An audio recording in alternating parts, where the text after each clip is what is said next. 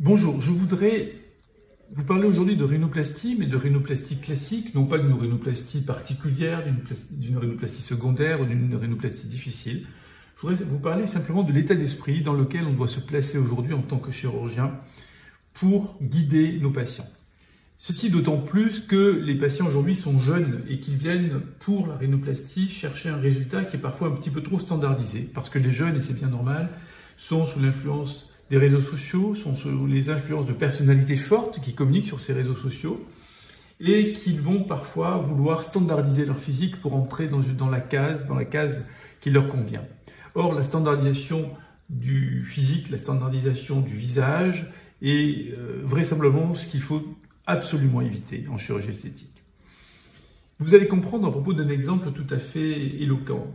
La plupart des patients demandent un profil creusé. Des patientes, des jeunes femmes demandent un profil creusé parce que, évidemment, elles ont en tête ce que l'on appelle le Walt Disney nose, Princess nose, c'est-à-dire ces petits nez très creusés. Or, quand vous avez ici un nez qui est long, avec une avancée de la lèvre supérieure, parce que la lèvre supérieure est tirée par la cloison nasale, si vous creusez trop, vous allez accentuer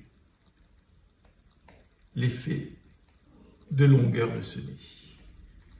Et vous risquez même d'avoir ce qu'on appelle un bec de Corbin. En tout cas, vous allez accentuer la proéminence de la pointe, vous allez accentuer l'effet globuleux de la pointe parfois, et vous allez vers tout ce qu'il ne faut pas faire.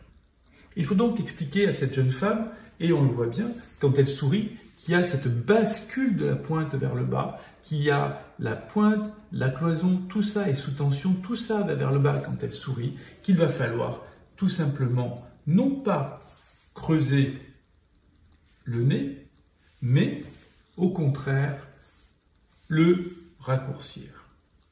Et alors, on arrive vers un nez qui est beaucoup plus féminin, plus élégant, qui va beaucoup plus sur ce petit visage, puisque vous voyez à quel point on a réussi à le raccourcir.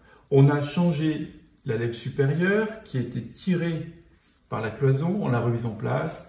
La pointe, la longueur de la pointe a été diminuée de 100 environ. L'orientation de la narine est légèrement plus verticale que celle-là. Et surtout, cet espace-là, la longueur totale du nez a été largement réduite. Tout ça nous donne quelque chose de beaucoup plus harmonieux, de beaucoup plus élégant, quel que soit l'angle sous lequel on perçoive la patiente. Le 3/4 est toujours très éloquent puisqu'on voit cette pointe qui est trop basse, cette columelle ici qui est trop marquée, trop descendue, alors qu'ici elle est beaucoup plus verticale. On voit que l'on a maintenant des petites narines alors que là on avait de grandes narines. On voit que cette longueur ici est bien plus courte.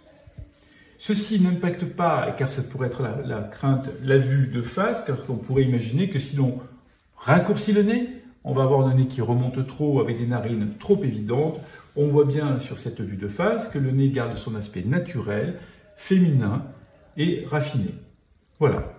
Donc le fait de creuser le profil, le fait de creuser un nez n'est pas la garantie du beau résultat, n'est pas la garantie de l'élégance du visage, c'est l'adaptation du geste et très souvent il vaut mieux raccourcir plutôt que creuser. Voilà, je vous laisse apprécier le résultat et je vous dis à très bientôt.